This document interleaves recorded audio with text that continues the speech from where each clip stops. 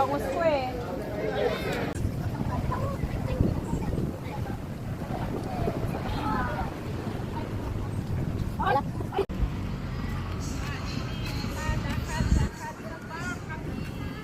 At si Chris namin ay nakakulong na ng 1 linggo sa bahay. Kaya ayan, maglakad para makapag-indag naman siya. Okay, go. Lakad tayo doon sa harap ni Aguinaldo. Para hindi manigas yung paa. Maninigas ang paa natin. Oh, wag yan. Maputik yan. Dito lang. Kasi ate. Only. Ay. Ate, nadala mo na yung Ming. Ano, dapat nagdala tayo ng pagkain.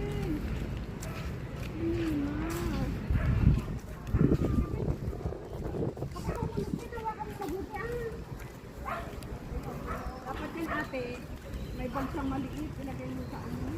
Hindi ko ng gantin si ate dito. Tapos may manok pa. Nakalabas yun. Hindi pwede meron na doon sa bahay. Meron na doon sa bahay. Lakad-lakad lang muna tayo.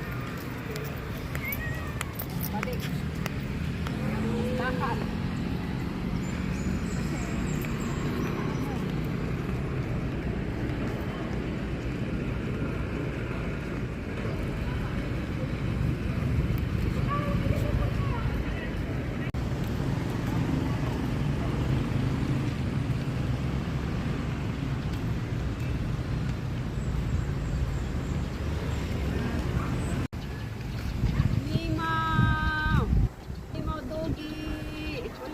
Pagkain, nakalimutan ko biyo.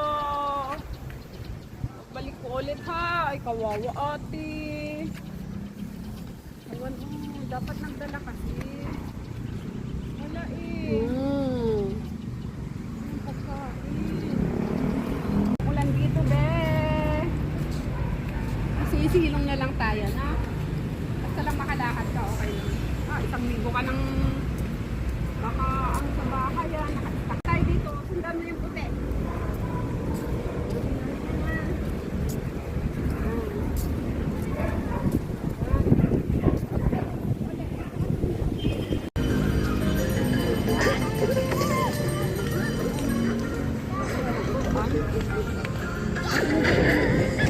Walang makakapigil kay Joyce na maglaro.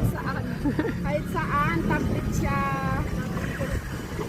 At ito tinan mo ating mga pusa. Kawawa, papakainin ko kayo mamaya. Pag nandito na si ate, may dalang pagkain. Saka ikaw aso, oy. Ay, nakain ka lang.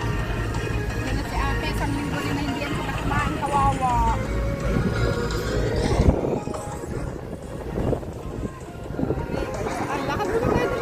Wait lang kasi maglalaro siya eh.